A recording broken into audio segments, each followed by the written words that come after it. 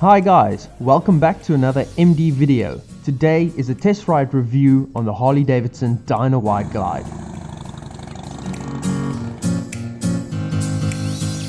So, what can be said about the Dyna Wide Glide that hasn't already been said? It's an old school custom chopper with the comforts of today's modern motorcycles. It's got a big twin cam 103 cubic inches or 1690cc motor that produces 99 foot-pounds of torque at 3,700 RPMs.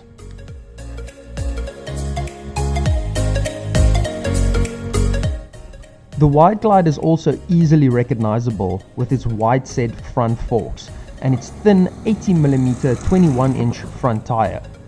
Harley Davidsons have never been too great around corners. There's always the possibility of scraping the pegs or the exhaust, but the Dyna Wide Glide doesn't do a too bad job of that.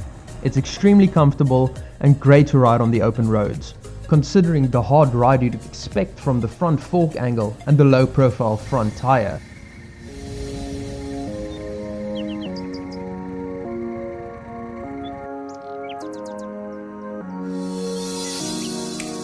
All in all, it is still a Harley Davidson. It's big, it's clunky, but it's great for weekend riding, taking it to the beach, cruising on the highway. Having test ridden at least 8 different Harley Davidsons, if I had to put my money on one, this would be the one. Some of the issues I have with the Wide Glide are the front seat.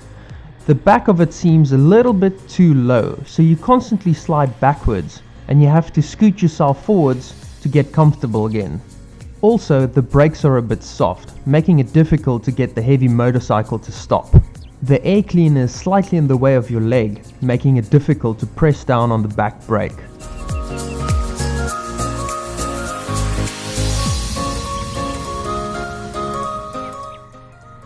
The Dyna Wide Glide really is a great bike. It's not necessary to dwell on the details.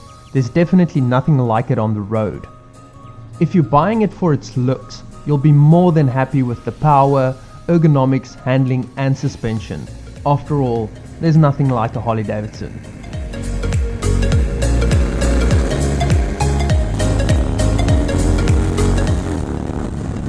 Thank you guys for watching this test ride review on the Harley Davidson Dyna Wide Glide.